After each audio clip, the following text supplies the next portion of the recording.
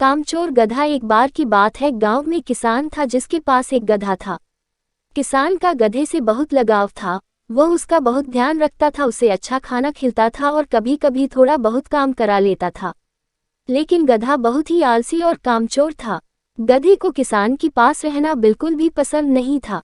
गधा हमेशा सोचता था कि काश उसे किसान को छोड़ किसी और के पास जाकर रहने मिल जाए।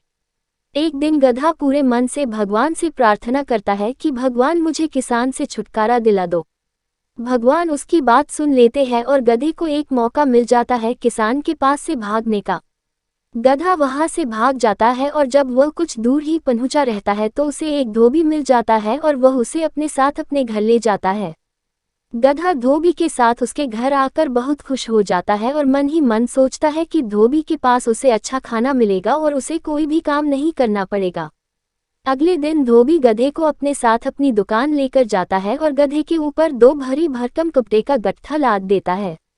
गधा समझ नहीं पता कि धोबी करना क्या चाहता है, लेकिन थोड़ी देर बाद उसे समझ आ जाता है कि उसे वो भरी भरकम कपड़े का गट्ठा उठाकर उसके साथ जाना पड़ेगा।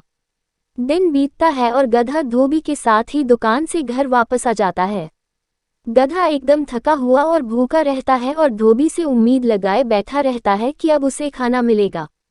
तभी धोबी घर के अंदर से गधे के लिए खाना लेकर आता है, जो कि सिर्फ एक सूखी रोटी रहती है।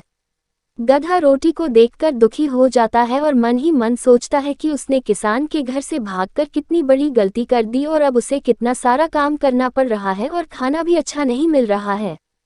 गधा भगवान से फिर से प्रार्थना करता है कि हे भगवान, मुझे इस धोबी से छुटकारा दिला दो और फिर से उस किसान के घर पहुंचा दो। लेकिन इस बार भगवान उसकी प्रार्थना नहीं सुनते हैं, क्योंकि भगवान सिर्फ उसी की मदद करते हैं जो मेहनत करता है।